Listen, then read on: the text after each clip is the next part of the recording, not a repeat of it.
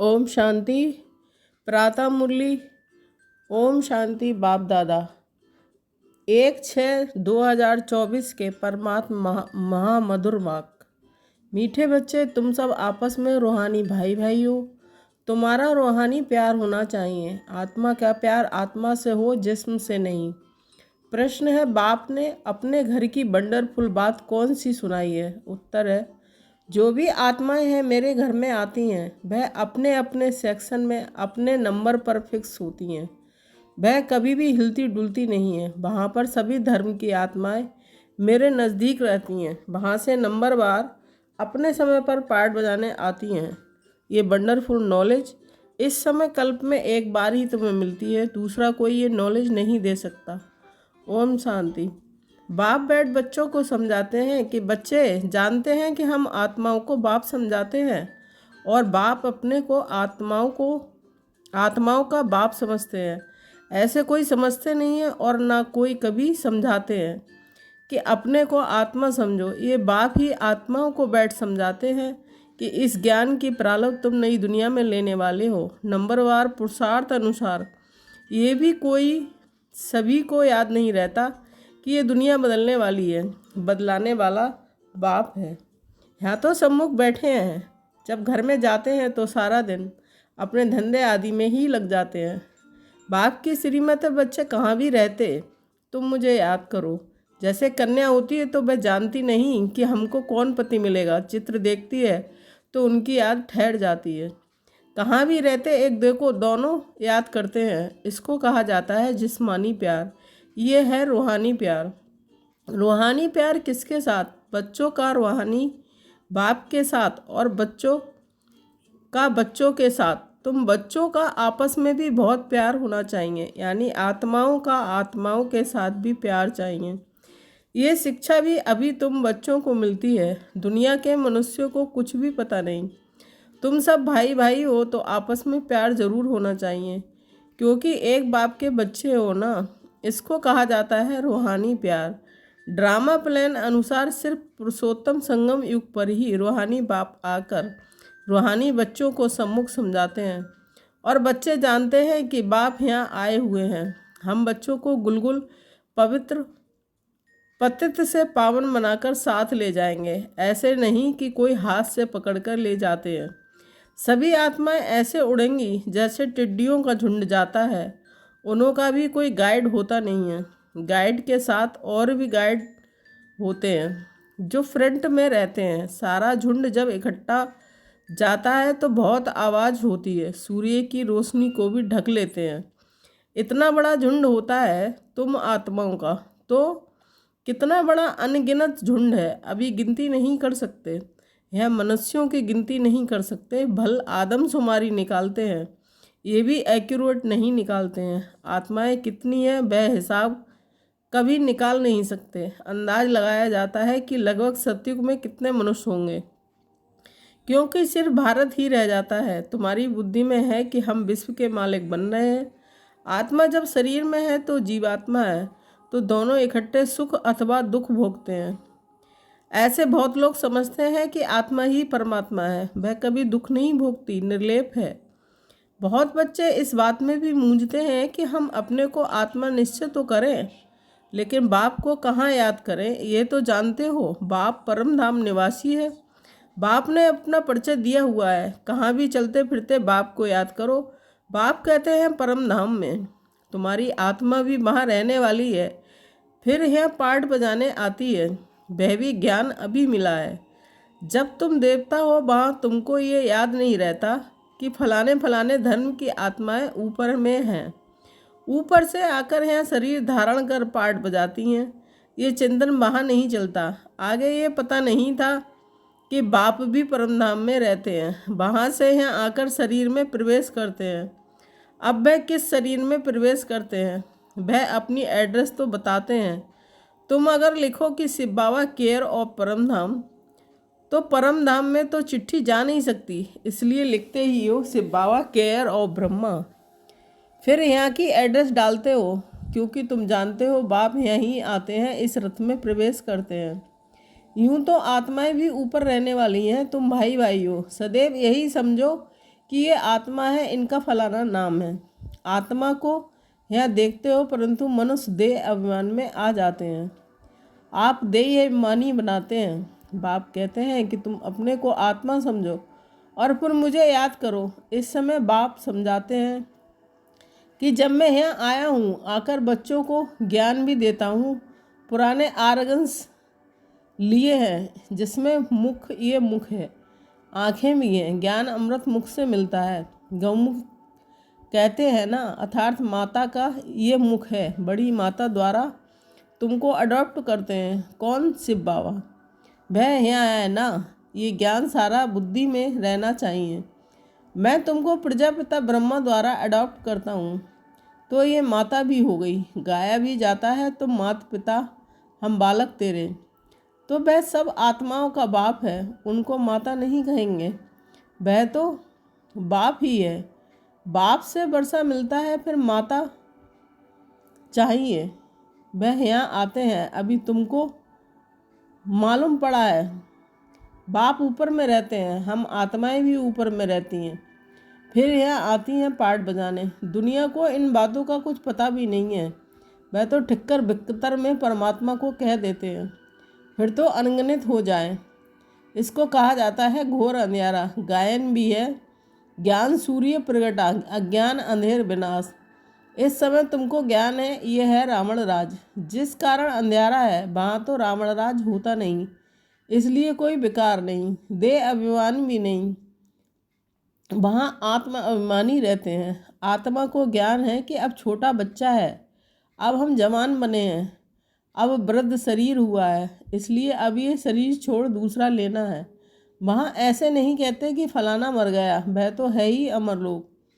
खुशी से एक शरीर छोड़ दूसरा लेते हैं। अभी आयु पूरी हुई है, ये छोड़ नया लेना है, इसलिए सन्यासी लोग सर्प का मिसाल देते हैं। मिसाल वास्तव में बाप का दिया हुआ है, वह फिर सन्यासी लोग उठाते हैं।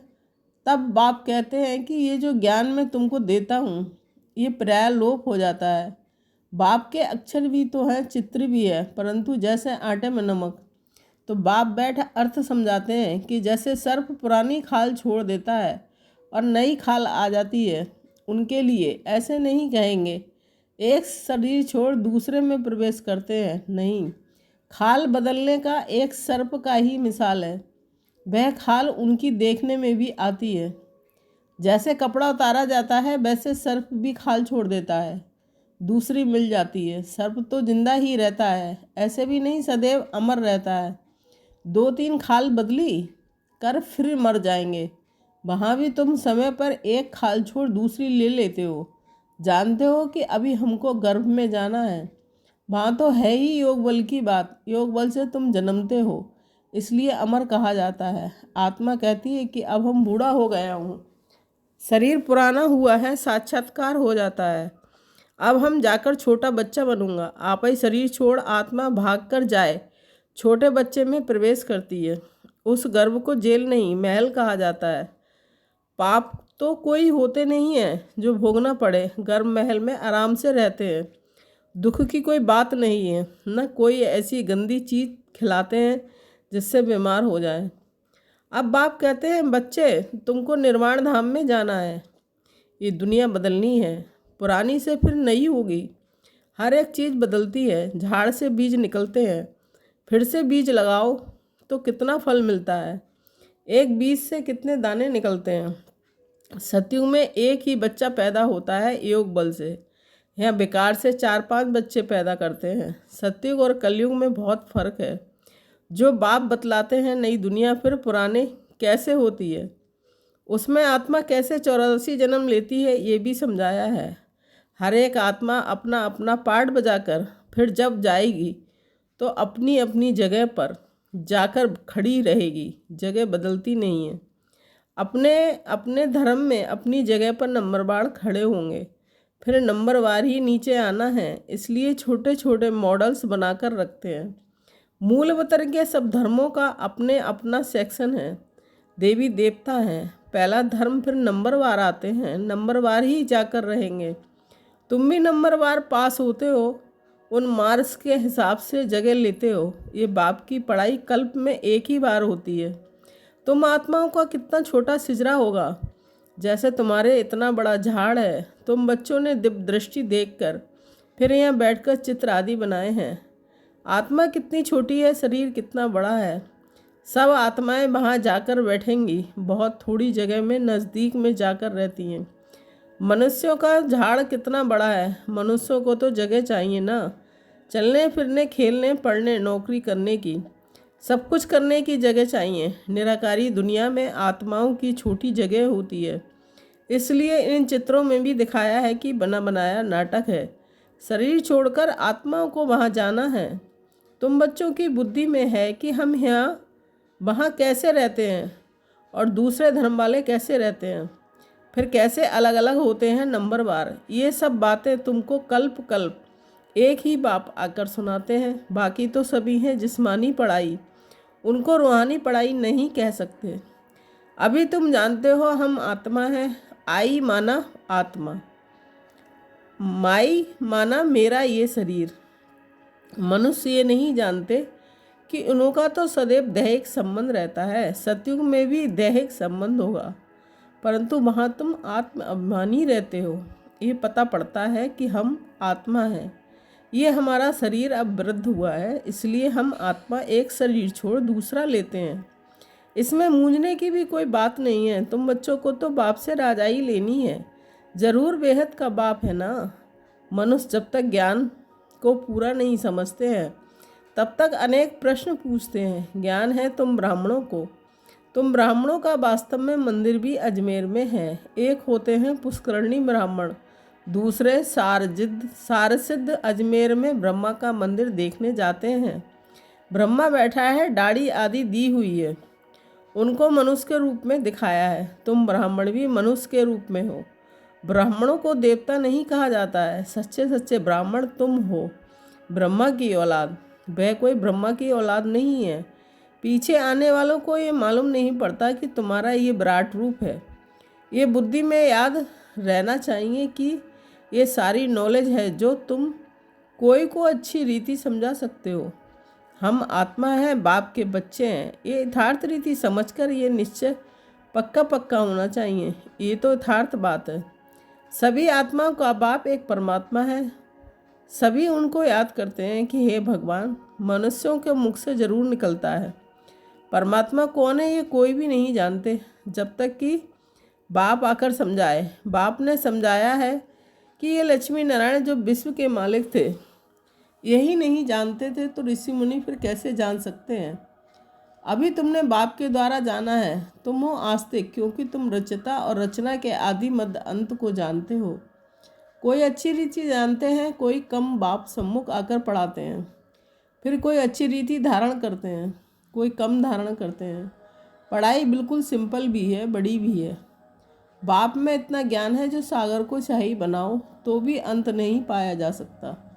बाप सहज करके समझाते हैं। बाप को जानना है, सुदर्शन चक्रधारी बनना है बस। अच्छा मीठे मीठे सिकीले बच्चों के प्रति माता पिता बाप दादा का याद प्यार, गुड मॉर्निंग। रूहानी बाप की रूहानी बच्चों को नमस्ते। धारणा के लिए मुख्तार 1 पॉइंट। सदा याद सहज बनी रहे, इसके लिए चलते फिरते ये चिंतन करना है कि हम आत्मा हैं, परमधाम निवासी हैं। आत्मा है पाठ बजाने आई है, बाप भी परमधाम में रहते हैं, वह ब्रह्मा तन में आए हैं। 2 पॉइंट। जैसे रूहानी बाप से आत्मा का प्यार है, ऐसे आपस में भी रूहानी प्यार से रहना है। आत्मा का आत्मा से प्यार हो, शरीर से नहीं। आत्म अभिमानी बनने का पूरा पूरा अभ्यास करना है। वरदान। हद की कामनाओं से मुक्त रहे, सर्व प्रश्नों से पार रहने वाले, सदा प्रसन्न चित्त भव। स्पष्टीकरण।